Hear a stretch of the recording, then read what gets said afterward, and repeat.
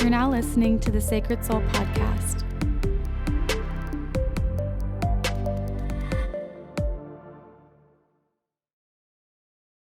Hi everyone, welcome back to the podcast. I'm so happy that you're here today. We are going to be diving into a conversation about emotional attachments. And before I start the conversation, I just want to say this is my perspective, and I just want to offer new ways to love yourself better and deeper. Always and forever, the ways that we love ourselves, we are going to project that onto our partners, we're going to project it onto our friends and even our work and anything else that we emotionally devote ourselves to. So in order to keep that healthy and strong and sustainable, I think that we have to better understand how to be a partner to the thing that we love, whether that's a person, place, or thing. So in talking about this, just kind of think about, for your own life, how it could resonate with you and what your circumstances are. I do feel like naturally we all have moments where we emotionally attach to somebody. And if we're looking at relationships, I do want to start with that. Let's look at relationships and emotional attachment. Many people, if you start to feel safe with somebody and they offer some sort of stability or a safe space to be open and honest about what you're feeling, and they make you feel vulnerable, and they really allow a sacred space for you to create a deep bond, what can happen in that space is that you feel like they're fulfilling a need for you. You feel validated, you feel seen and heard, you feel like somebody understands you, and you feel that sense of emotional fulfillment. And we can internalize that and then inevitably become emotionally attached to a person. And I think that as partners, we have to become more conscious, the same way that we have to be conscious about our parenting dynamic with, us and our children. I think we have to start leaning into being responsible partners and conscious partners that we recognize for ourselves when we are becoming emotionally attached.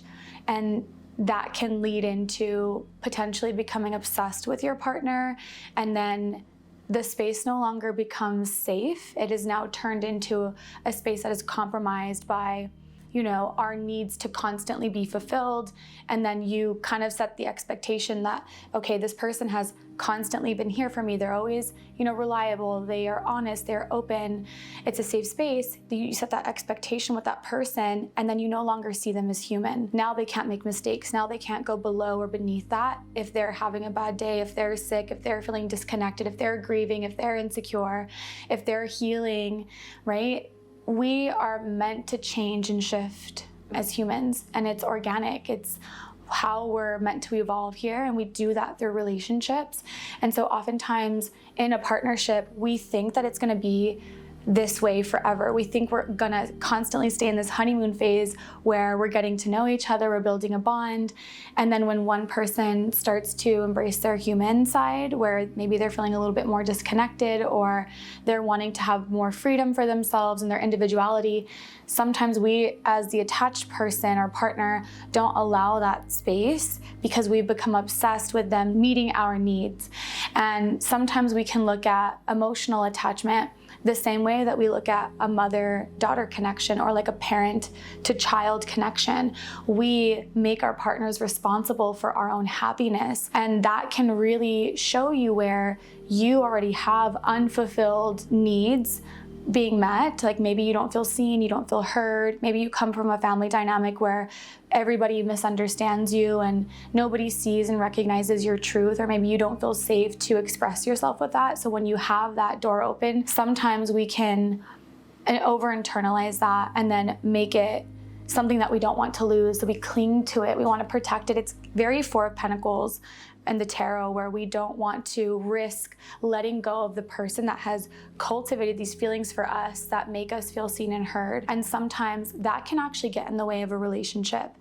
And I think that we don't really recognize emotional attachment until we get more into a relationship where it's that comfortable stage where we're both kind of like, you can pee in front of them, you can be your human self, you can cry, you don't have to wear makeup. It's like that very comfortable stage where everything is kind of chill. And I think this is where we start to see the patterns of emotional attachment and then also ownership, because sometimes when we love somebody so much and we don't want to let them go, we're afraid of losing them, that's where the attachment is rooted in. It's fear of losing the thing that you love, the thing that has cultivated these feelings for you. Sometimes that gets in the way of the connection because now we are in this space of ownership.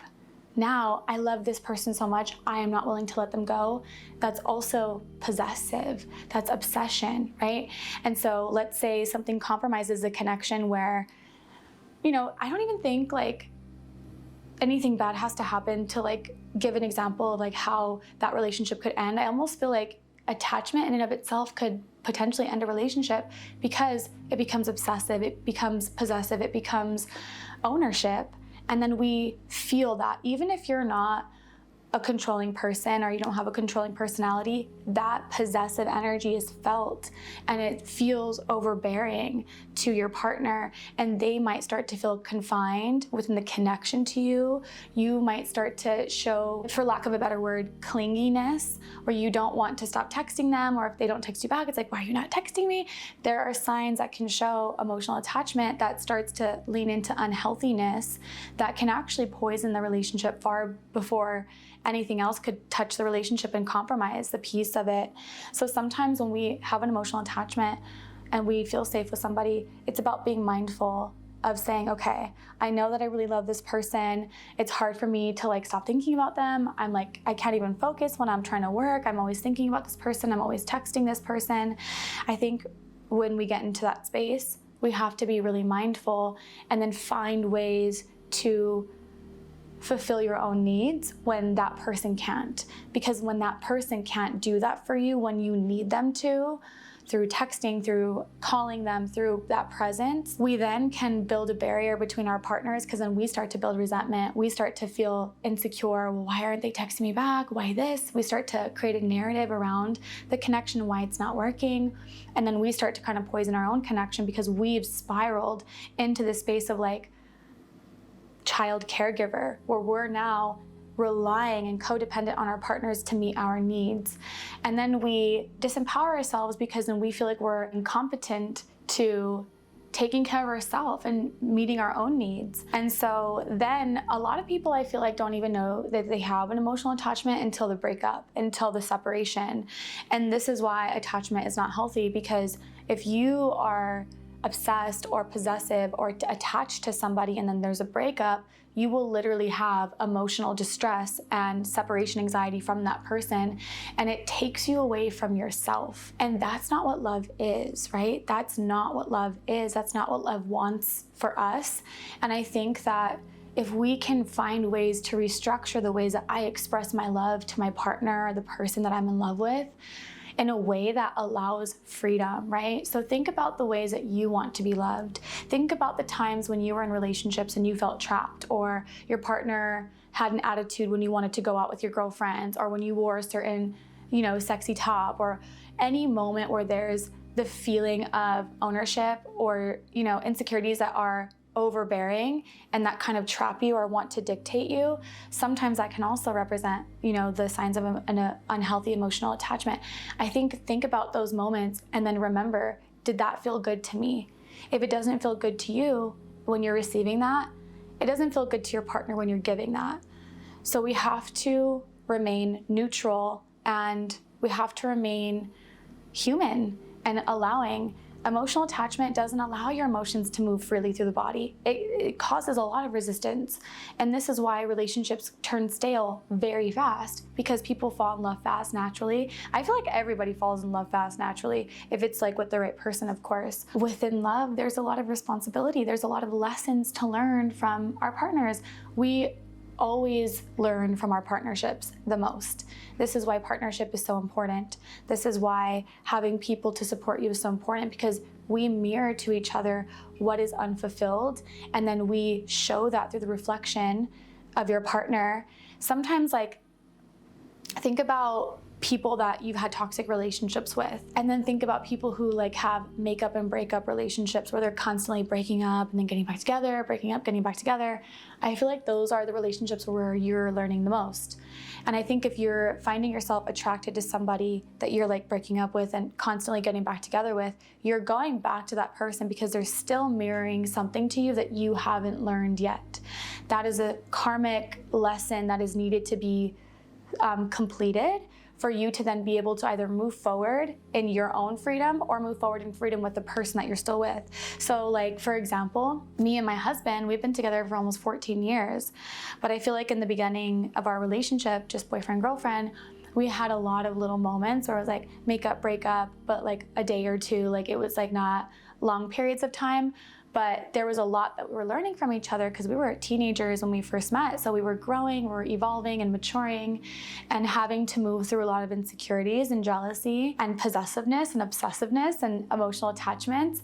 And I feel like now that we are obviously in our 30s and we have had many years of being with each other, there have already been a lot of cycles closed out between him and I where we've had to have this sort of push and pull, literally going through hell and back to be able to be where we're at today and not have a lot of issues that are like very dramatic and that we have to learn from each other. But I think more so than anything, what I'm learning with my husband now that does have to do with emotional attachment is not having any expectations over him or from him.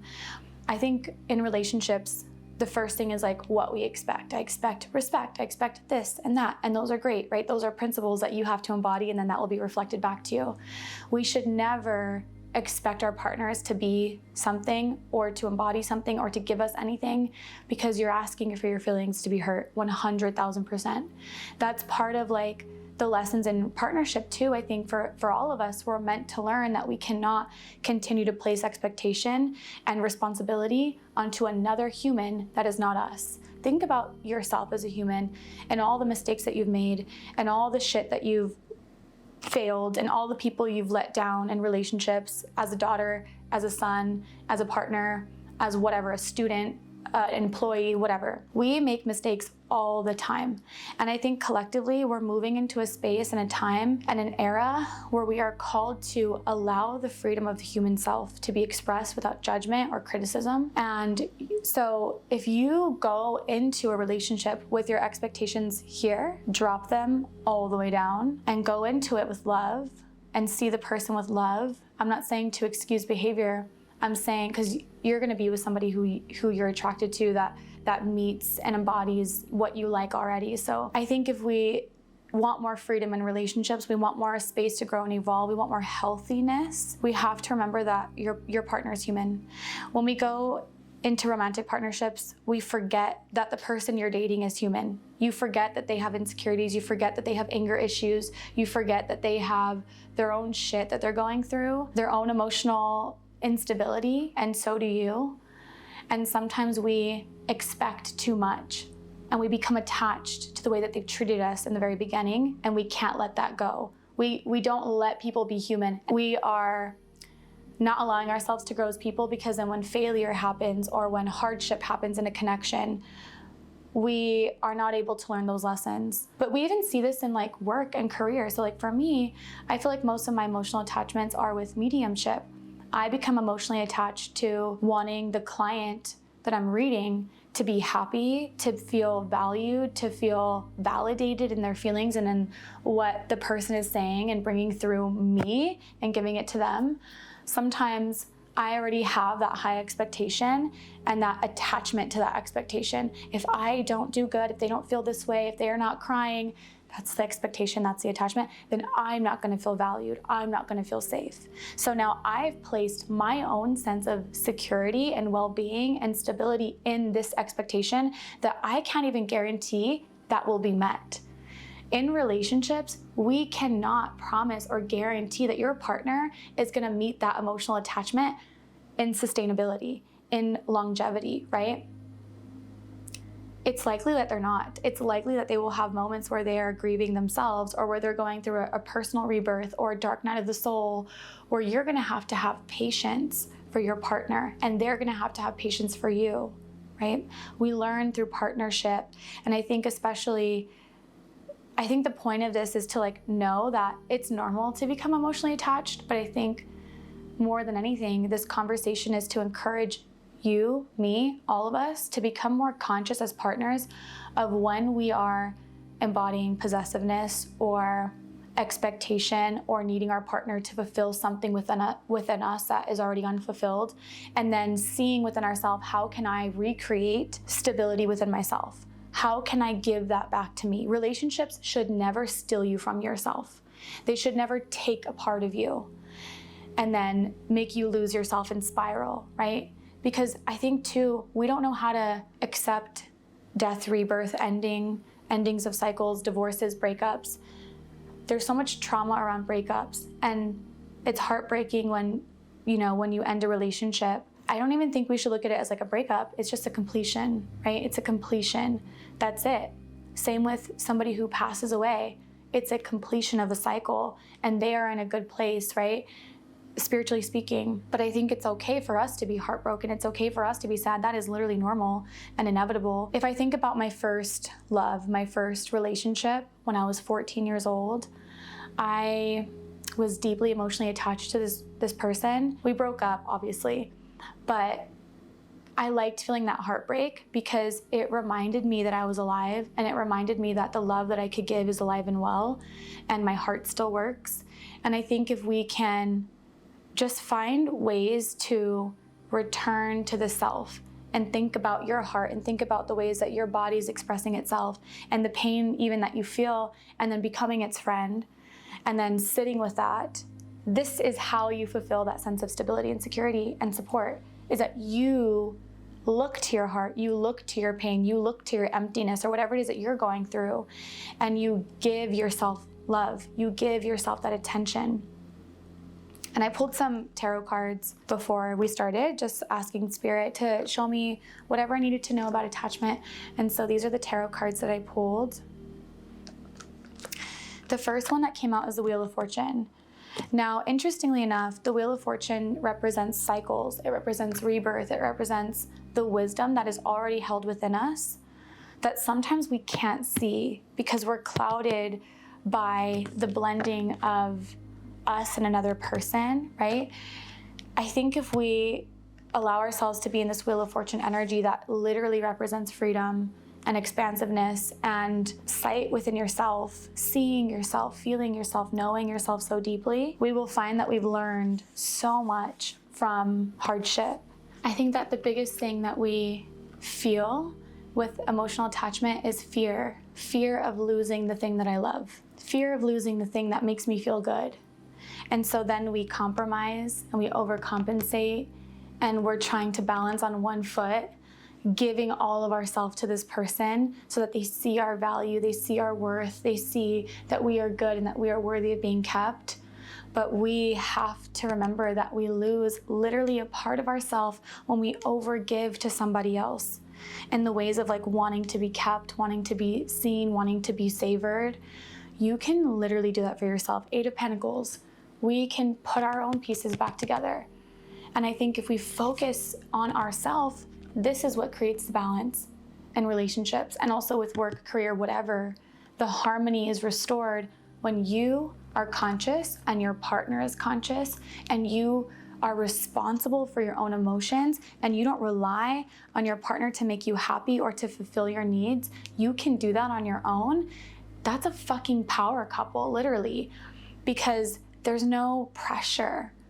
There is so much pressure with having expectations of your partner. There's so much pressure of needing to also like be the partner where your person is attached to you and like needing to constantly validate and make that person feel seen. I think if you love somebody, you naturally do that, right? I don't think that we are here to mother each other in the ways of like actually it being a duty or an obligation, because it can start to feel like an obligation. With the 8 of Pentacles, if we're looking at the shadow side of this, it can feel like an obligation, and then that's where we try to escape and we try to run, and then we're contemplating with the 2 of Pentacles, do I even still want this? And this is where sometimes where that completion is, because sometimes this is where you then, if you are the attached person and that person ends the connection, you've taught them how to choose themselves and you've taught them what they don't want.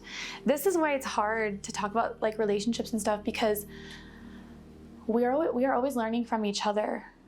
And sometimes you as the person with the jealousy or the insecurities, the projection, the tone, the yelling, whatever is wrong with you and the way that you love your partner, and they leave you, you've taught them something valuable. You were a gift to them in your whatever you're going through. And then they, by leaving you, also taught you something about yourself. We're meant to have this sort of back and forth reciprocity of life lessons and evolution. Okay, I'm gonna go ahead and pull some cards for the collective. We have the King of Pentacles coming out first. How funny. The King of Pentacles represents stability, safety, reliability. And I almost feel like this is the embodiment of what you're meant to allow yourself to dwell in this energy and like soak in this energy of feeling fulfilled already with what you have to offer yourself. And then being able to share that with a partner, being able to share that in the ways that we show up as a partner and in the ways that we show up as a medium, as a teacher, as whatever it is that you do and devote yourself to in terms of career as well. I think giving yourself and the reminder that you are already enough. You don't need anybody else to validate that for you. And if you are overly needing your partner or your job or the outcome of success or gauging the success, if you're relying on that to show you the validation that you need to make you feel valued or worthy, I think you have to restructure. And this almost feels like, I know a lot of people watching this have emotional attachments because I do readings for a lot of you. And I'm not judging you because I also have emotional attachments myself. The point is not to avoid the human inevitability of becoming attached to somebody. That's not the point. The point is, how do I become responsible and choose to get up and restructure and make myself empowered again? How do I do that? Because I feel like a lot of people don't know how to love themselves. Ace of Cups reversed. Want to know why? Because the Ace of Cups represents being honest with yourself, emotionally speaking.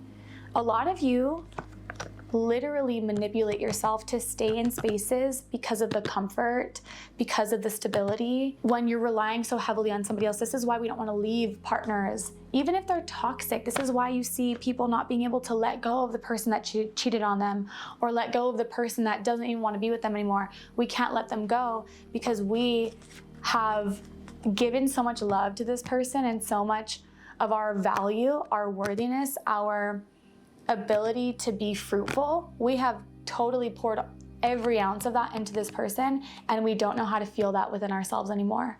You've literally, Ace of Cups reverse, lost yourself in the devotion to another person, and that is not what love wants us to do.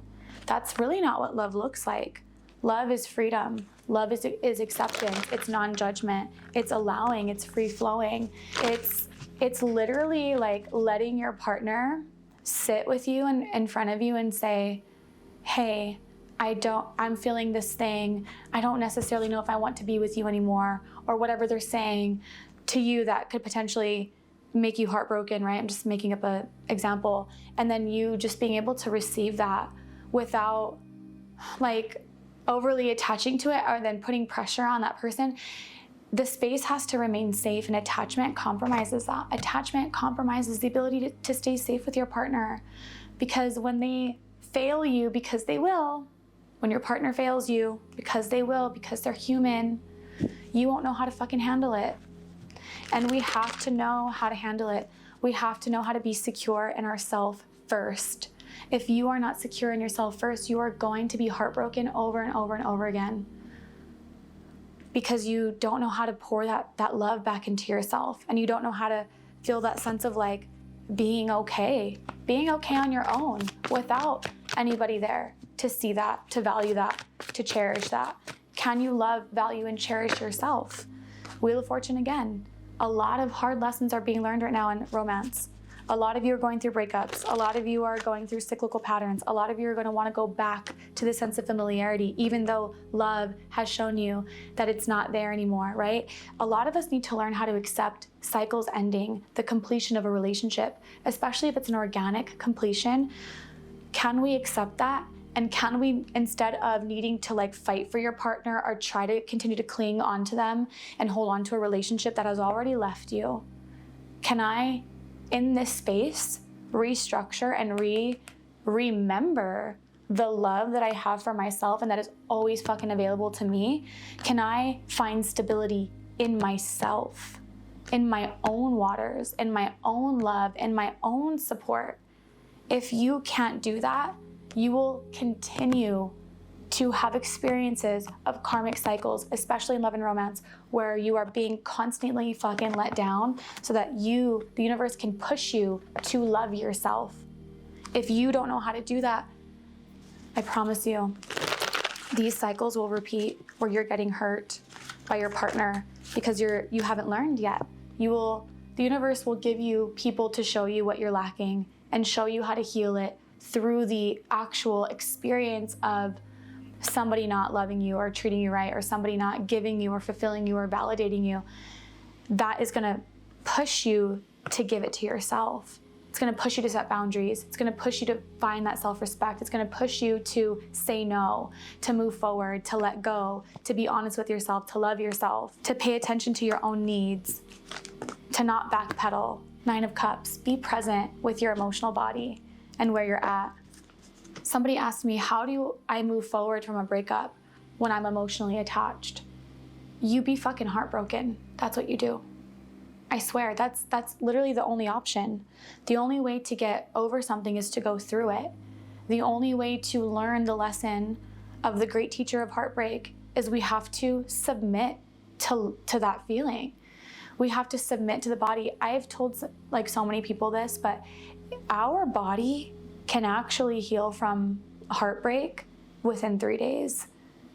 If you literally just let yourself be a fucking hot mess, right? That's what it feels like, right? Being a hot mess. And if we literally have to put it in our schedule the next 3 days, if you're sad, to let yourself be in your heartbreak, I promise you, the body knows how to heal itself. The same way that if I cut myself right here, I start bleeding, my body then has to recognize I need to form a scab. It's gonna form a scab. If I keep fucking touching it and messing with it, it's not gonna form a scab. It's gonna be a cyclical pattern of my body trying to heal itself over and over and over again, and then I prolong it and it gets infected. There's more to heal and I have to go to the doctor now, right? It's like we make our suffering 10 times worse because we just don't submit to loving ourselves. If you know that you're sad, let me tell you this. If you know that your best friend is sad, what are you gonna do about that? You're gonna tell her to take a nap and rest, tell her not to do too much, tell her it's okay that you feel this way. That's what a good friend would do. So can you be a good friend to yourself? If you know that you're sad, then what do you need? Do you need to do all of those same things, right? We have to see ourselves. And I said this in a couple other podcast episodes, but whatever is within you is your responsibility. And it's a gift to be responsible for your sadness. It is a fucking powerful gift to be responsible for your pain. Would you like to know why? Because then you have the opportunity to heal it. If my husband broke up with me and said, I don't want to be with you anymore, and I have an emotional attachment to him, you think I would survive? Probably not, right? Because I would never allow myself to heal because I am relying so much on clinging to him to be my safety, to be my support, to be my person that sees and validates me and that understands me, that loves me. If I cling to that, then I haven't given myself time and space to heal what's inside of me because I'm so focused on this person, this thing that I want to keep. This is the problem with breakups. Don't worry about that person. Worry about yourself, literally. You can still reminisce, think. That's almost part of the healing process, is that we take that step back and we're still sad and heartbroken and there's so much pain that it physically hurts your chest, it's hard to breathe, and you feel all of these sort of like body sensations thinking about the person that you fucking love, and you have to let your body release that. This is how we love ourselves, is we let ourselves be human. Okay? I didn't have any expectations for myself with this episode. This is how I'm showing myself love today and not having emotional attachment to what you guys are going to think about this podcast or what it's going to look like or what I'm going to look like. I didn't care because I also, am wanting to embody and restructure the way that I love myself. And this is a part of that. It's just letting myself talk, right? So I don't even know if any of this shit made sense. I don't care, to be honest.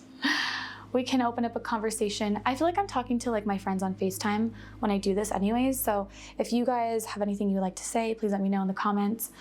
I hope it made sense. I never talk about love and relationships ever. Like, I've never done this. This is my first time ever talking about love and relationships. And I'm sorry if it was messy and I don't know how to go about it. But I just feel like everyone that I've done readings for lately have been going through it with love and romance, and I want to help you. And there's no better way to help yourself than to just, you have to go through the pain. You have to go through the pain. And if you just think about your pain differently too, like when I'm going through heartbreak, I just say to myself, this feels good. This feels like I'm healing. I know it because of how much it hurts. And I know that my love that I can offer to myself and to others is so deeply alive and well and healthy because I feel this so strong. And then you be fucking proud of yourself for like doing the thing. So I hope that helps you. Sending you guys so much love. I love you, and I will see you next time. Thank you.